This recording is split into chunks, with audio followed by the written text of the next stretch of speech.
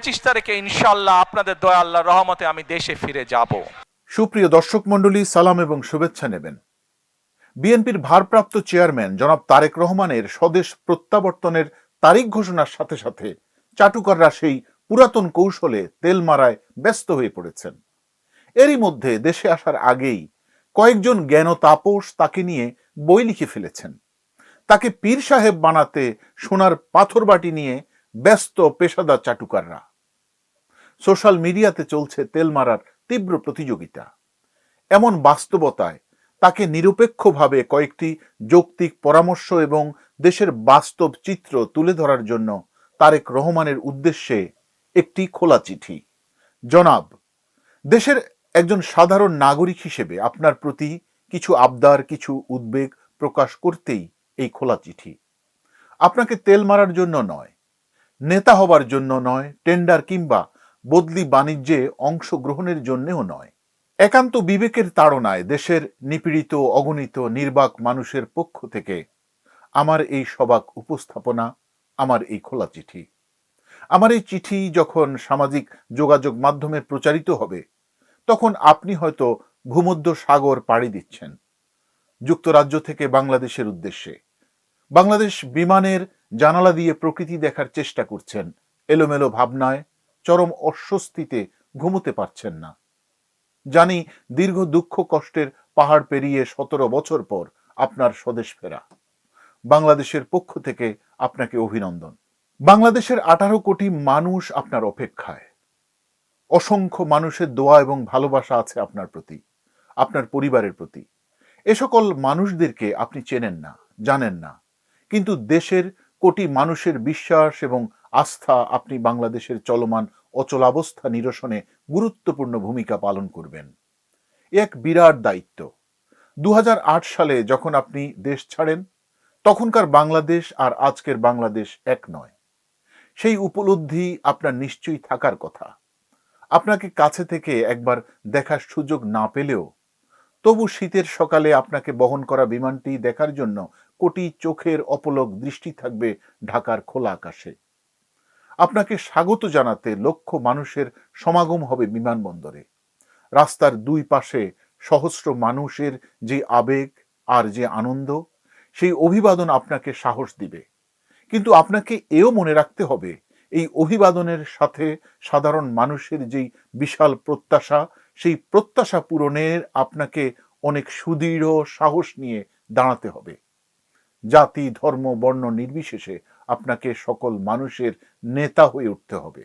আপনাকে ভুলে গেলে চলবে না, 1972 সালে বঙ্গবন্ধু যখন স্বাধীনতার পর যুক্তরাজ্য থেকে দিল্লি হয়ে দেশে ফিরে আসেন, তখন সদ্য স্বাধীন বাংলাদেশের কোটি মানুষ তার অপেক্ষায় ছিল।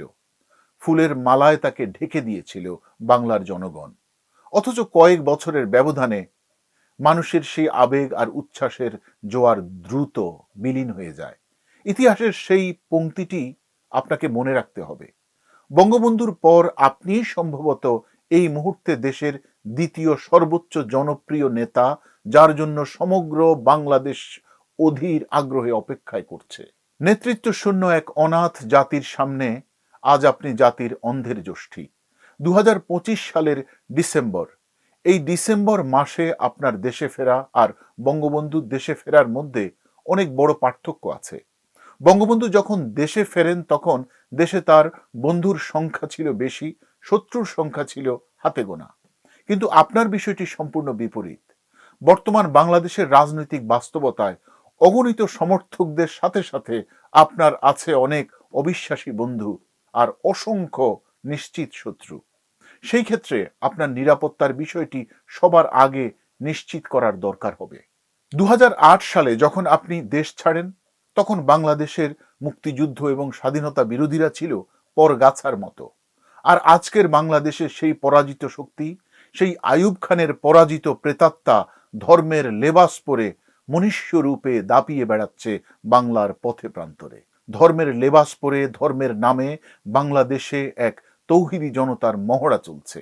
ভারতে পালাতক পরাজিত কাউমি জননীর অদক্ষ অপরাজনীতি আর উন্নয়নের তামাশায় দেশে এখন ধর্মের নামে উগ্রবাদের যে উত্থান হয়েছে, সেই উত্থান হয়তো আপনাকেও হতবিহ্বল করবে। রাজনীতিবিদদের দীর্ঘ ব্যর্থতা আর অগণতান্ত্রিক ক্ষমতাকেন্দ্রিক অপরাজনীতি চর্চার সুযোগে দেশ এখন জঙ্গলি আর জম্বিদের অভয়ারণ্য। নিজের মধ্যে যথেষ্ট ধর্মীয় জ্ঞান না থাকলেও অন্যকে ধর্মের নামে নসিহা করার মতো অসংখ্য তৌহিদি জনতা এখন আপনার নিত্যদিনের সঙ্গী হবে। এদের নিয়ে আপনার পথ চলা সহজ হবে না।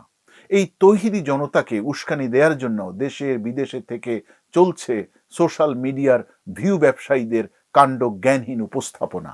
দিন 15-18 মধ্যে কি এমন হইল যে তিনি দেশে ফেরার ঘোষণা করলেন? বাস্তব হইল নয়াদিল্লির সমর্থন অনেকটাই নিশ্চিত করে ফেলেছেন। তৌহিদি জনতা মুমিন আর মুনাফিকের পার্থক্য বোঝে না। এই তৌহিদি জনতাকে সুশিক্ষিত করার দায়িত্ব আপনাকে নিতে হবে। জনাব রহমান, দুর্নীতি বাংলাদেশের জন্য সব থেকে বড় সমস্যা নয়। দুর্নীতি বাংলাদেশের সামাজিক বাস্তবতা। পৃথিবীর সব দেশে দুর্নীতি আছে, দুর্নীতি থাকবে। তবে দুর্নীতির লাগাম যেন রাষ্ট্রের নিয়ন্ত্রণের বাইরে চলে না যায় সেটি খেয়াল রাখা জরুরি। সূক্ষ্মভাবে ব্যাখ্যা করলে আপনি আমি সহ বাংলাদেশের 18 কোটি মানুষ প্রত্যক্ষ পরোক্ষভাবে কম বেশি সবাই দুর্নীতিবাজ, কিন্তু সবাই এটি স্বীকার করতে চায় না। আমাদের মন্দির, মসজিদ, গির্জা, মাজার, এমনকি ধর্মগুরুরাও দুর্নীতিতে যুক্ত। শুধু আইন করে ধর্ম আর নৈতিকতার বাণী শুনিয়ে কোনো সমাজকে দুর্নীতিমুক্ত করা যায় না। গণতন্ত্র, মানুষের অধিকার, সামাজিক ন্যায় বিচার, সুশিক্ষা, অর্থনৈতিক এবং মানব সম্পদের উন্নয়ন হলে দুর্নীতি স্বয়ংক্রিয়ভাবে কমে যাবে, কিন্তু কখনোই সম্পূর্ণভাবে বিলুপ্ত হয়ে যাবে না। পুঁজিবাদী সমাজে দুর্নীতি এবং উন্নয়ন একে অন্যের পরিপূরক। দীর্ঘ 17 বছর আপনি বিলেতে থেকে থেকে পশ্চিমা দুনিয়ার, পশ্চিমা সভ্যতার অনেক অভিজ্ঞতা নিয়ে দেশে যাচ্ছেন, কিন্তু আপনার প্রতি সবিনয় অনুরোধ, প্লিজ বাংলাদেশকে ব্রিটেন বা ইউরোপ বানানোর চেষ্টা করবেন না। এত সুখ আমাদের কপালে, আমাদের শরীরে সইবে না। কারণ ফেরারি গাড়িতে যেমন জ্বালানি হিসেবে ডিজেল দিয়ে চালানো যায় না, ঠিক একইভাবে ট্রাকের মধ্যে অকটেন ঢুকালে ট্রাকের ইঞ্জিনে আগুন ধরে যায়।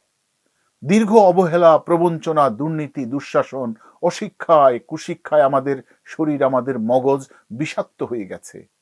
দূষিত বাতাস, ভেজাল মিশ্রিত খাবারে আমরা অভ্যস্ত হয়ে গেছি। ভালো খাবার আমরা সহ্য করতে পারি না। আমরা ন্যায় অন্যায়ের পার্থক্য বুঝি না। শ্রেণী বৈষম্যের দীর্ঘ সংগ্রামে আমাদের সামনে এই দুনিয়ায় বেঁচে থাকাটা দোজখের আযাবের মতো শাস্তি। তাই আমাদের কাছে ইহকালের চাইতে পরকালের মুক্তি অনেক বেশি স্বস্তির। যদি সম্ভব হয় আমাদের বর্তমান প্রজন্মের জেনজিদের জন্য, আমাদের আগামী প্রজন্মের জন্য, আগামীর বাংলাদেশের কাণ্ডারীদের জন্য দেশের শিক্ষা ব্যবস্থার উন্নয়নের মাধ্যমে মানব সম্পদ উন্নয়নে সর্বোচ্চ বিনিয়োগ নিশ্চিত করবেন। জাতিসংঘের ইউনেস্কো সুপারিশ মোতাবেক প্রতিটি দেশের জিডিপির 4 থেকে 6% শিক্ষা খাতে ব্যয় করা দরকার। অথচ বাংলাদেশের শিক্ষা ব্যয় 1.7 থেকে 1.8%। এমনকি দুঃখজনকভাবে এর অর্ধেক চলে যায় দুর্নীতি আর দেনার দায়ে। আমাদের স্বল্প আয়ের শিক্ষকেরা শিক্ষাদানের বদলে দুর্নীতির অংশ হতে লাল, নীল, সবুজ দলের কাণ্ডারি হয়ে রাজনীতির ঘানি টানে। শ্রেণীকক্ষের শিক্ষা বাদ দিয়ে কোচিং বাণিজ্যে ব্যস্ত থাকে। মেধাবীরা শিক্ষকতা পেশায় থাকে না। সবাই বিসিএস অফিসার হতে চায়, সবাই ডিপ স্টেটের অংশীদারিত্ব চায়। কিন্তু আমাদের পাশের দেশের শিক্ষা ব্যয় 4.5%। এখন আপনিই বলেন, আগামীর বিশ্বের পলিসি মেকিং এবং ডিসিশন মেকিংয়ে কারা এগিয়ে থাকবে? এখন আপনি বিচার করেন এই শিক্ষা বরাদ্দ দিয়ে আমাদের সন্তানেরা কিভাবে শিক্ষিত হবে। তাই দারিদ্রতার কারণে ইহজাগতিক শিক্ষা বাদ দিয়ে পরজাগতিক শিক্ষার জ্ঞান মাথায় নিয়ে আমাদের সন্তানেরা কিভাবে নাসার বিজ্ঞানী হবে, তারা কিভাবে গুগলের সিইও হবে, তারা কিভাবে এআই শিখবে। তাই নিরুপায় হয়ে তারা দারিদ্রতার করাল ঘাসে নিঃস্ব হয়ে প্রাগৈতিহাসিক ফ্রি শিক্ষা ব্যবস্থায় জীবন, যৌবন, ইজ্জত ধ্বংস করে। তাদের উপর দোষ চাপিয়ে কি লাভ? এমন অবহেলিত প্রজন্ম তো তৌহিদি জনতাই হবে। আমাদের এই অক্ষম অনগ্রসরতার জন্য আপনি আমাদের ক্ষমা করবেন। আমরা আশা করি আপনি দেশের নতুন প্রজন্মের প্রতিটি শিশুকে আপনার সন্তানের মতো করে দেখবেন। দেশের সবাই একযোগে শিক্ষা লাভের সুযোগ পেলে যোগ্যতার ভিত্তিতে আত্ম উন্নয়ন এবং দেশের উন্নয়নে সম্মিলিতভাবে গুরুত্বপূর্ণ অবদান রাখবে। 18 কোটি মানুষ মানব সম্পদে পরিণত হবে। এতে করে ভবিষ্যতে আপনার এবং আপনার দলের উপর থেকে উন্নয়নের চাপ কমে যাবে। দেশের রাজনীতি সহ সর্বক্ষেত্রে নেপোটিজম বা আত্মীয়করণের যেই ঐতিহাসিক বৈষম্য বিদ্যমান, আপনি সেটিকে আস্তে আস্তে বিলুপ্ত করবেন, এটি আমাদের প্রত্যাশা। বিগত সরকারের আমলে মুক্তিযোদ্ধা কোটার সুযোগ নিয়ে অসংখ্য ভুয়া মুক্তিযোদ্ধার আবির্ভাব হয়েছে। জুলাই যোদ্ধারা সেটি বিলুপ্তি সাধন করেছে। আমরা আশা করব উন্নত বিশ্বের কিছু অভিজ্ঞতা আপনি আমাদের দেশে কাজে লাগাবেন। যেমন উচ্চ মাধ্যমিক পাশ করা শিক্ষার্থীরা চাইলে চাকরিতে যোগ দিতে পারবেন। তাদেরকে দেশের বিভিন্ন বন্দর সহ গুরুত্বপূর্ণ কাজে খণ্ডকালীন অথবা স্থায়ীভাবে কাজের সুযোগ দেওয়া যেতে পারে। এতে টিনেজ বয়স থেকেই দেশ গড়ায় তাদের তারুণ্যের শক্তি এবং একাগ্রতা কাজে লাগবে। সবাইকে বিএ এমএ পাশ করতে হবে কেন? বরং উচ্চশিক্ষা থাকুক শিক্ষাবিদ এবং গবেষকদের জন্য। এভাবেই কিশোররা কিশোর গ্যাং অথবা ড্রাগ ইউজের মতো অপতৎপরতা থেকে সরে আসবে। দেশকে 5 বছরে ব্রিটেন অথবা ইউরোপের মতো গড়ে তোলা সম্ভব নয়, কিন্তু সেই চেষ্টা তো শুরু করাই যায়। দয়া করে দেশের প্রতিটি স্কুলে, প্রতিটি মাদ্রাসায়, পাড়ায় পাড়ায় পাঠাগার এবং কম্পিউটার ল্যাব স্থাপন বাধ্যতামূলক করবেন। প্রতিটি গ্রাম, প্রতিটি পাড়ায় মহল্লায় খেলাধুলার মাঠ প্রতিস্থাপন করবেন। প্রজন্মের বুদ্ধি এবং প্রজ্ঞার বিকাশে প্রতিটি শিক্ষা প্রতিষ্ঠানে শিল্প, সাহিত্য, সাংস্কৃতিক চর্চা বাধ্যতামূলক করবেন। শিশুদের সকল ধরনের শারীরিক এবং মানসিক নির্যাতন বন্ধে আইন ও সচেতনতা বৃদ্ধি করবেন। জনাব তারেক রহমান, আমার এই চিঠি কিছুটা দীর্ঘ হওয়ায় আমি দুঃখিত, কিন্তু আমাদের দুঃখের কথা আরো অনেক দীর্ঘ। আমাদের বাক স্বাধীনতা নাই বলেই আমরা বাকরুদ্ধ। আমাদের দুঃখ বলার সুযোগ নাই, আমাদের দুঃখ শোনার জন্য কোথাও কেউ নাই। আমাদের কাছে স্বাধীন বাংলাদেশ মানেই পুলিশের ডান্ডার বাড়ি। আমাদের কাছে বাংলাদেশ মানেই জোর যার রাজ্য তার। এ কেমন মঘের মুল্লুক, এ কেমন মবের মুল্লুকে আছি আমরা। প্রজাতন্ত্রের যে সকল সরকারি কর্মকর্তা কর্মচারীরা জনগণের টাকায় বড় বেতনে চাকরি করে আমাদের সেবা দেওয়ার কথা ছিল, তারাই সব থেকে বড় ঘুষখোর, বড় চাঁদাবাজ। মাদকদ্রব্য নিয়ন্ত্রণ সংস্থার ছত্রছায়ায় চলছে মাদক বাণিজ্য। দুর্নীতি দমন কমিশনে চলছে দুর্নীতির মহা উৎসব। আমাদের ভূমি ব্যবস্থাপনায় নিয়োজিত রাজুক, সাব রেজিস্ট্রার অফিস, ভূমি মন্ত্রণালয়ের মন্ত্রী সহ কর্মচারীরাই আমাদের ভূমিহীন করে দেয়। আমাদের সমাজের, আমাদের রাষ্ট্রের নিরাপত্তায় নিয়োজিত নিরাপত্তা বাহিনীর কাছেই আমরা সব থেকে বেশি অনিরাপদ। আমাদের স্থানীয় সরকার ব্যবস্থার পূর্ণাঙ্গ সংস্কার দরকার।